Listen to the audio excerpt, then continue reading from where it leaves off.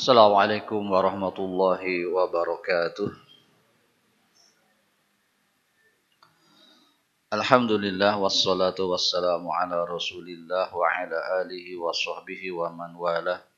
Asyhadu an la ilaha illallah wahdahu la syarikalah wa asyhadu anna Muhammadan abduhu wa rasuluh. Allahumma salli wa sallim wa barik ala Muhammadin wa ala alihi wa sahbihi wa man tabi'ahum bi ihsanin ila yaumiddin. يا أيها الذين آمنوا اتقوا الله حق تقاته ولا تموتن إلا وأنتم مسلمون أما بعد. Para hadirin jemaah salat subuh yang saya hormati dan dimuliakan oleh Allah Subhanahu wa taala, kita bersyukur kembali diberikan kesempatan untuk hadir di majelis yang sangat penting, meskipun setiap hari tetap penting dan wajib kita menganggapnya penting.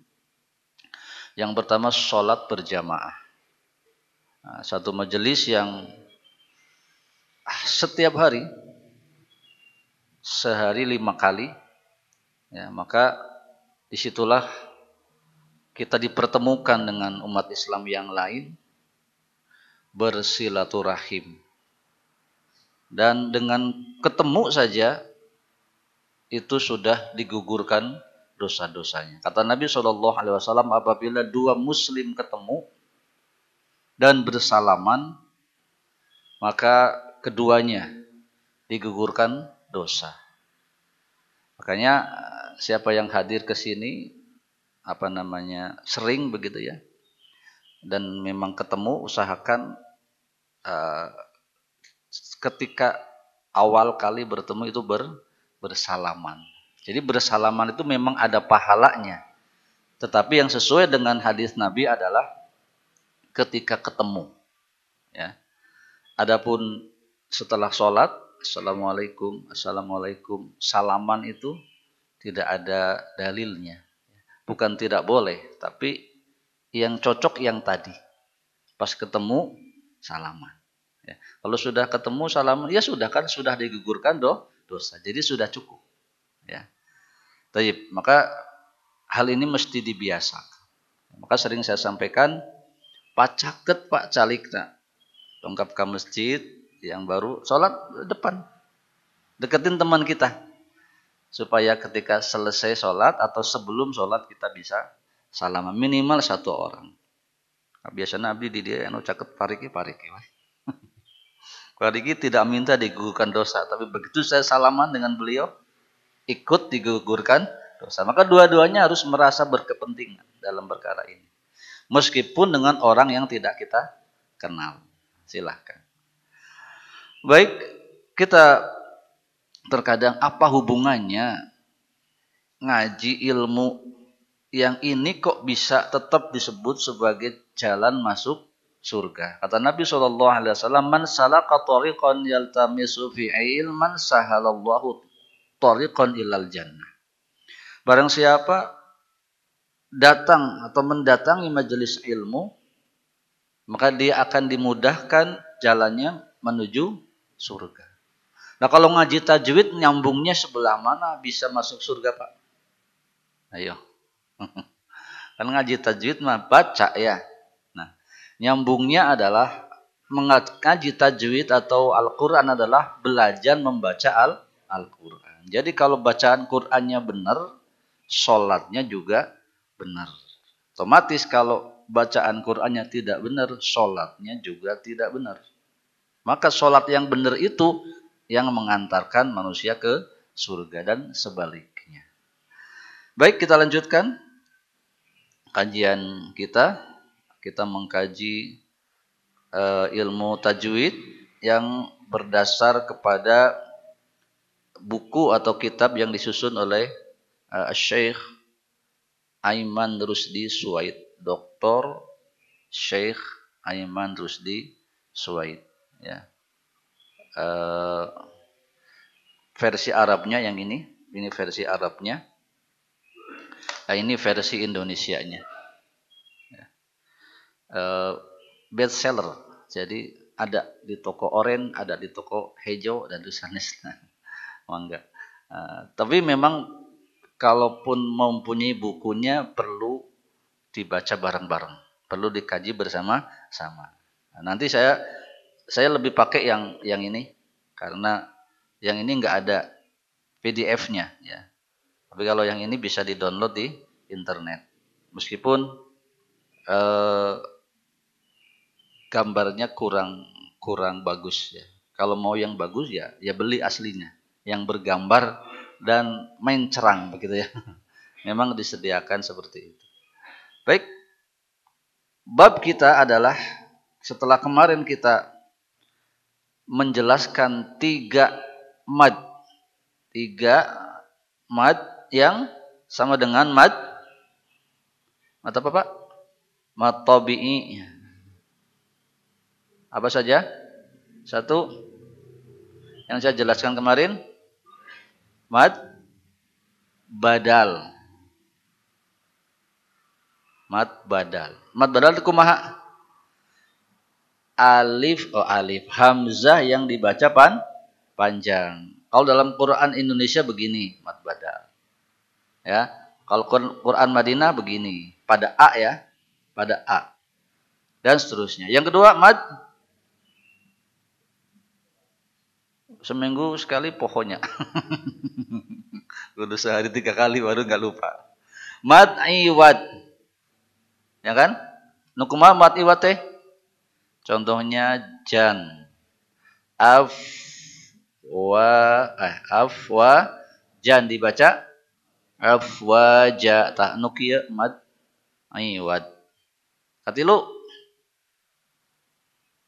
Nah, ini mah harus pakai hadiah Pak Riki supaya ngapalkeun.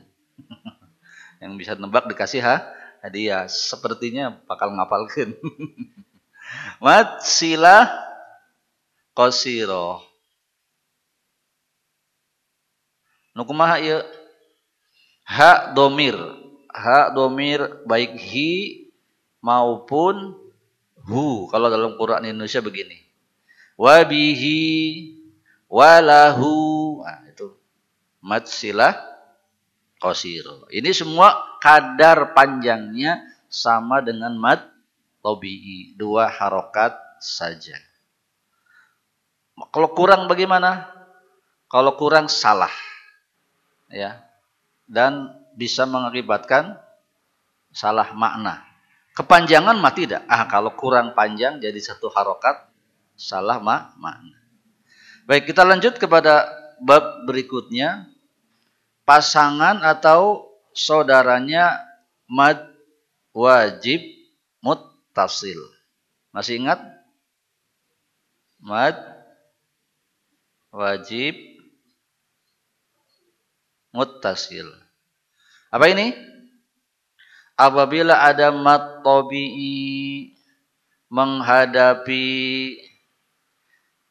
hamzah pada satu kata yang sama. Apa ini bacanya? Ulaika. Nah, u yang seperti ini dibaca pendek. Jangan terkecoh dengan wau. Ya. Ini sampai sini mad tabi'i. La, ini mad tabi'inya dengan ini ya. Dengan alif kecil. Kalau Quran Indonesia ya, ini versi Quran Indonesia. Mad tabi'inya pada la, ini hamzah. Ka. Ini contoh ya. Mad tabi'i menghadapi hamzah pada satu kalimat. Satu kata. Kalimat itu kata. Jadi mad wajib muttasil. Ulaika. Nah sekalian, kalau bapak-bapak nemu ya, uli, ulu. Ini di Quran Indonesia tertulis kayak gini, ada wawunya. Uli, ulu. Mesti u-nya dibaca pendek meskipun ada wawu. Contoh ulaika. Contoh ulil albab, ulil amr. ulul albab, ulul ilm, ya. Ulul azmi. Mesti nulisnya kayak gini, tapi U-nya dibaca pendek. Kenapa? Ya nanti tulisan kita akan gundul semua. Jadi kalau belum tahu, ini awa, awi, awu. Atau u. Ayo, bingung kan? Nah kalau sudah saya kasih tahu, ula, uli, ulu, mesti dibaca u, kondisinya pendek meskipun ada waw. Kalimatnya tidak akan jauh-jauh. Ulul ilma. Kemudian ulul albab, li ulil albab contohnya. Kemudian ulul azmi. Ya, nabi-nabi kita ulul azmi minar rusul. Mereka adalah diantaranya nabi ulul azmi. Baik, ini mad wajib muttasil. Nah sekarang mad jaiz munfasil. Kalau yang seperti ini tertera pada kitab yang ini. Yang ini. Ya. Jadi tulisannya Arab dan berwarna. Ini bagus warnanya. Tapi karena kemasan atau PDF yang ada pada saya tidak bagus, jadi saya hilangkan warnanya. Al-maddu jaizul munfasilu. Mad jaiz munfasil atau nanti ada yang menyebutnya mad munfasil saja. Jaiznya dihilangkan. Apa dia? Huwa an ya'tiya harful maddi akhiral kalimati. Yaitu apabila ada mad atau huruf mad berada di akhir kalimat. Huruf mad berada di akhir kalimat. Al-ula yang pertama. Wa hamzatul qata' fi awalil kalimatil lati taliha. Dan ada hamzah qata' di awal kalimat berikutnya. Kalau saya bilang kalimat kata ya, dalam bahasa Arab kalimat itu kata. Ya, seperti itu. Jadi apabila ada mad tabi'i pada akhir kalimat, berikutnya ada lagi hamzah, ada hamzah di kalimat berikutnya. Ya. Wa yuqalu lahu al-maddu jaiz li ikhtilafil qurra'i. Jadi buku ini cocok untuk yang belajar Arab gundul pemula. Dia menyertakan harokat akhir, ya, seperti ini. Tapi tengah-tengah nggak ada. Silakan pikir sendiri. Biar aku kudu bantuan sadaya anak cenah. Nah seperti ini. Ini apa? Kalau yang belum tahu banyak tentang jamak, ini jamak taksir dari qori. Qori jamaknya qurra, para pembaca Al-Qur'an. Jadi kita tahu ini qurra dan ininya tos dibantosan. Karena inilah yang nanti menjadikan kita tahu kedudukan kalimat sebagai objek, subjek atau predikat itu harokat akhir. Ya. Kalau ini gampang karena ada li, jadi li ikhtilafi. Berselisih pendapat para qurra, para qori. Qori itu secara internasional kalau disebut qori itu orang yang pandai baca Quran plus mengetahui kaidah-kaidah tajwid plus mengetahui usul qiraah minimal 5 atau 3. Ya. Baru disebut qori secara kedudukan di mata ulama Al-Quran atau ulama tilawah. Tapi kalau diurang, pokoknya mah baca Quran namina qori. Tenan naon? Memang secara isim qori isim fa'il. Ya. Daripada qoro'a kesananya isim fa'il jadi qori artinya orang yang membaca begitu.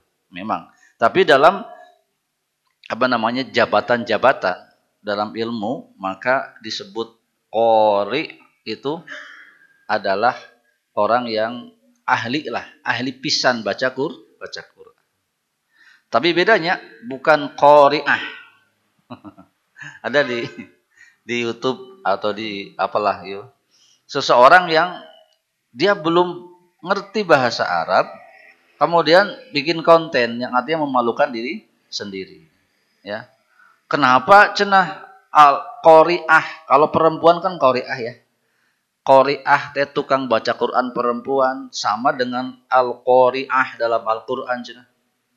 Dia nggak ngerti. Kalau tulisannya beda. Qori'ah itu qori'atun, tulisannya pakai hamzah, sedangkan al-qori'ah ahnya pakai ain, ya beda atuh. Jadi begitu. Tapi ini sedikit banyak untuk para pemuda untuk memahami bahasa-bahasa seperti ini karena mungkin nanti setelah kami-kami yang tua mati, antumlah yang menggantikan. Ya. Maka pelajarilah banyak hal ya. Taib supaya ilmunya mantap. Fi mad pada mad ini, fi maddihi apakah dibaca panjang, wa qasrihi apa dibaca pendek. Jadi mad jaiz ini berselisih pendapat apakah selalu harus dipanjangin apa dipendekin. Wa yumaddu dan panjangkan atau dibaca panjang fi riwayati pada riwayat Hafsin Hafs. Nah, ini orang kita ini ngerti nggak ngerti baca Quran cara hafaz, Pak. Jadi kita nggak ngerti, tapi cara bacaan Quran kita hafaz. Kenapa? Siapa yang tahu kenapanya? Karena Quran kita punya cetakan Indonesia disusun dengan riwayat hafaz. Oleh karenanya yang dibaca miring cuma satu. Bismillahi majriha. Itu kenapa? Riwayat hafaz begitu. Riwayat lain nanti semua hampir yang seperti itu dibaca wadduhi wallaili idza saji. Orang yang nggak ngerti idza saji. Disangka semua yang a dibaca seperti Betawi. Ya. Jadi tidak semua yang a dibaca yang dibaca itu kalau ada alif bengkok. Tahu alif bengkok? Contoh ya. Wadduha. Dia mesti kayak gini. Ya. Wadduha. Nah, ini pasti ada alif bengkok di sini. Ini baru dibaca wadduhi. Kalau idza ya tidak tidak ya. Itu riwayat Warsh kalau tidak salah. Taib. Ya, tapi kalau dalam riwayat Hafaz minasyatibiyati dari jalan Tariq Syatibi itu bimikdari dengan ukuran 4 atau 5 harokat. Jadi kita tidak boleh terlalu panjang. Ini dua-duanya sama, baik mad wajib maupun mad jaiz. Dua-duanya sama, pilih antara 4 atau 5, tidak sampai 6 harokat. Ya. Baik, itu kita kembali ke yang ini untuk menjelaskan apa maksudnya ada huruf mad di akhir kata dan ada hamzah di awal kata berikutnya. Ini contohnya. Ya. Di sini ada bima. Kalau kurang gede ya, saya cari dulu papan tulisnya. Bima. Sampai di sini mad tabi'i. Bama. Bima sampai sini mad tabi'i. Ini yang tadi disebut. Mad tabi'i ada di akhir kalimat pertama. Ditambah hamzah pada kalimat berikutnya. Bima unzila. Nah, ini hamzah di kalimat berikutnya. Jadi kalau Quran kita dikasih ini alis. Bima unzila. Makanya mad jaiz itu boleh diputus. Kalau capek berhenti dulu di sini. Kalau berhenti kembali ke mad tabi'i. Ya. Bima. Kalau nyambung baru mad jaiz munfasil. Baik. Contoh-contohnya kembali ke yang tadi. Nah ini. Ini mah nggak kenal ya. Ini yang nggak kenal biarin aja. Kita yang kenal saja. Di sini ada inna. Ini Quran Indonesia versi berwarna. mesti yang panjang lebih ada warnanya. Ya. Ini saya cuplikan dari Al-Qur'an Indonesia berwarna. Ya. Mesti ada warnanya. Baik, sampai inna ini mad tabi'i, ngadepin hamzah pada anzal. Jadi dikasih alis. Nah, alis ini ada nggak adanya? Punten, paduli amat. Ada nggak adanya alis ini? Terserah. Yang jelas kalau ada dapat mad tabi'i, di depannya ada hamzah, panjangkan lebih. Kalau kondisinya dua kalimat seperti ini, inna sendiri, anzal sendiri, maka kondisinya jaiz. Maksudnya boleh diputus, boleh dibaca dua harokat dengan catatan rata. Tidak boleh di sini inna anzalnahu fi lailatul qadar wa ma. Enggak boleh. Di sini dua, di sini dua. Kalau mau dibaca dua harokat, semuanya harus dua harokat. Ini mate dosa ya, yang kayak gini kalau keclok-keclok mangga teh teuing, tidak dosa, tidak salah arti, tapi ketemu ahli tajwid teh jelema teh diajar henteu. Nggih bakal gitu ya. Kita dikira tidak belajar. Ya, yang seperti ini nanti kondisinya ditantang kita pada kondisi hafalan. Ya. Tahu enggak sebelah mana yang ada mad jaiznya dipanjangkan atau nabi henteuna. Nah, itu ujian tentu ujian pertama bagi para imam. Ya.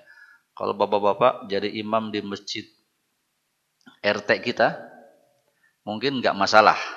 Tapi kalau di sini ini kadang datang orang dari mancanegara ikut sholat di sini. Kalau dia ahli tajwid ya kasihan DKM nanti pariki. Kalau ada imam yang tidak ngerti tajwid kayak digenggerekeun. Itu saja ya. Jadi berusaha. Baik. Surat-surat pendek yang dari awal sudah ada mad jaiz, yang awal pertama adalah surah Al-Lahab. Di sini ada dua. Tabbat yada. Ya, yada. Boleh nggak berarti di sini? Boleh ya. Tabbat yada, dua harokat. Apa artinya? Celaka, kedua tangan. Ya, tangan saha. Abu Lahab, makanya jangan diputus ya. Tabbat yada abi lahabi wa tab. Di sini terlalu banyak umat Islam baca madnya tidak dipanjangkan. Kenapa? Dari kecil hafalannya begitu. Nah, sekarang dikasih tahu ya. Pada surah Al-Lahab dua tempat ayat 1 dan ayat 2 ada yang dibaca panjang. Ya, meskipun tadi boleh dibaca dua harokat, tapi di sini supaya tahu ada mad jaiz munfasil. Baik, kita praktekkan. Setelah saya a'udzu billahi minasy syaithanir rajim. Silakan.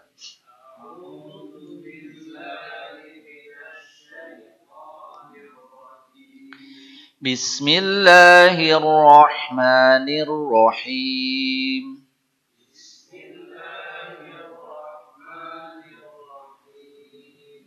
Tabbat yada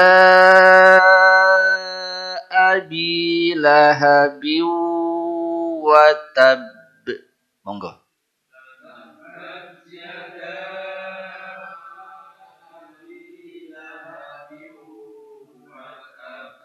Ma panjang heula. Ma sambil ke sareng ieu. Ma nyamikeun teh kumaha? Kieu we urang mah. Misalkan tabbat yada ngukur sendiri. Engke ma sakitu samikeun. Sendiri-sendiri, enggak boleh disama-samain dengan orang lain kok sih eta nya manehna urang-urang. Nu penting sudah dipanjangkan lebih dari dua sudah cukup. Ya, silakan ngukur dua segini berarti dua segini jeung segini jadi set. Tabbat ma aghna. Ini anhu bukan anhu tapi anhu. ma aghna anhu maluhu wa ma kasab. Monggo.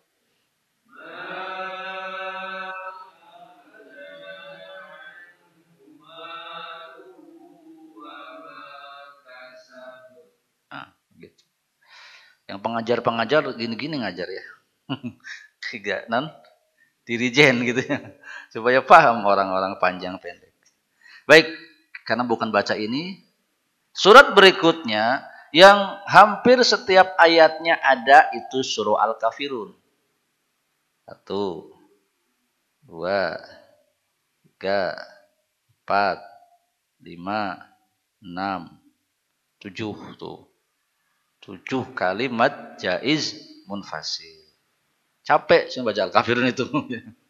Tapi itulah kenapa meskipun banyak mad jaiz dia tetap disebut surat yang ringan karena mad jaiz ini boleh dibaca 2 harokat. Kalau di sini sudah 2 semuanya harus 2 sampai selesai.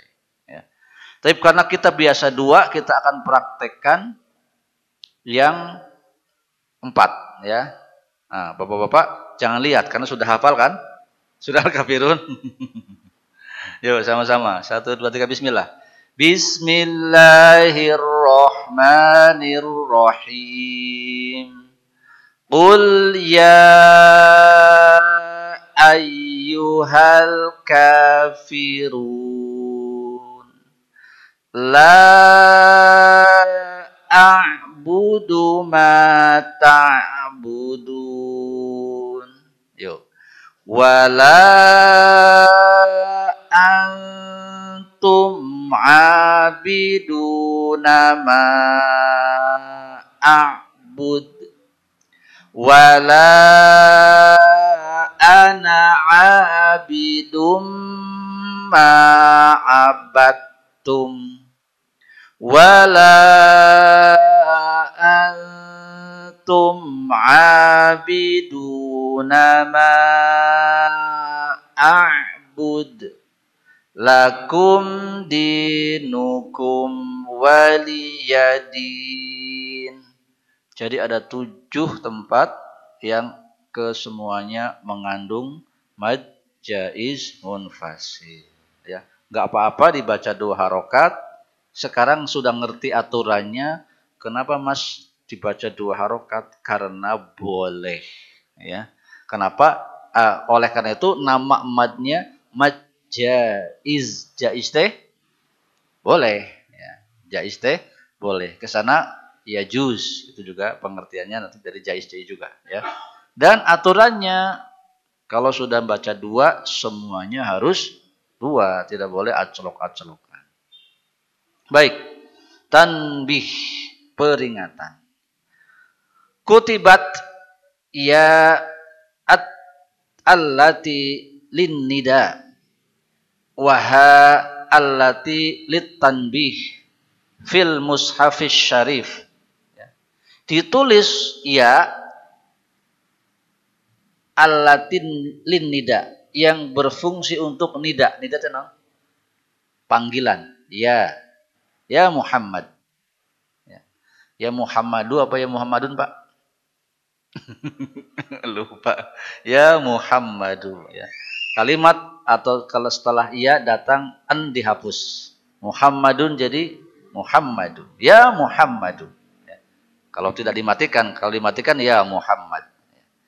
Untuk panggilan dan huruf H ya sebagai tambahannya maka pada Quran ditulis maghdufatal alif mausilatan bima ba'daha. Kalau dia bersambung alif maka disambung ya. Contohnya ini. Ini teh 2, ya sendiri, ayyuha sendiri. Jadi ini 2 kalimat. Aslinya begini. Ya dan ayyuha.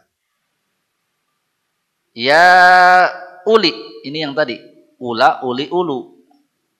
Uli dibaca Pendek meskipun ada waw. Quran Madinah, tanda bulat ini bukan sukun. Quran Madinah, tanda 0 ini bukan sukun, melainkan tanda O. Maksudnya jangan anggap. Waw itu jangan dianggap. Sehingga bacanya, ya uli. Yang tadi, ula, uli, ulu. Ya. Taib. Ha, ini ha dan antum. Ha dan antum. Ha, ula. Ini yang tadi, ula, uli, ulu.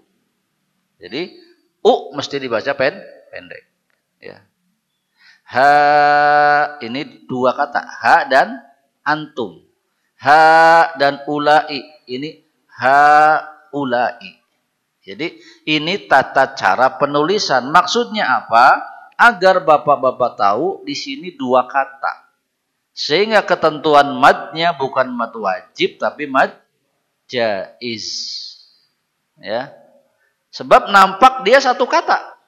Ini masalahnya, ya. Karena satu kata bisik disangka mad wajib, maka dijelaskan oleh Syekh di sini ini gara-gara penulisan. Ya, sehingga tetap madnya mad munfasil, bukan mad muttasil. Di antara sebab ya karena tadi ini dengan ini dua kata. Makanya orang kalau manggil satu orang tidak ya ayyuha, ya Pak Rustandi, tidak pakai ya ayyuha. Kalau bareng-bareng kayak gini ya ayyuha, ayyuhal hadirun misalkan. Ya. Tapi saya kira itu penambahan ilmunya dari mad jaiz munfasil. Jadi ya ayyuha itu mad jaiz munfasil. Ya ulil albab, ya u-nya juga mad jaiz munfasil. Baik, difahami.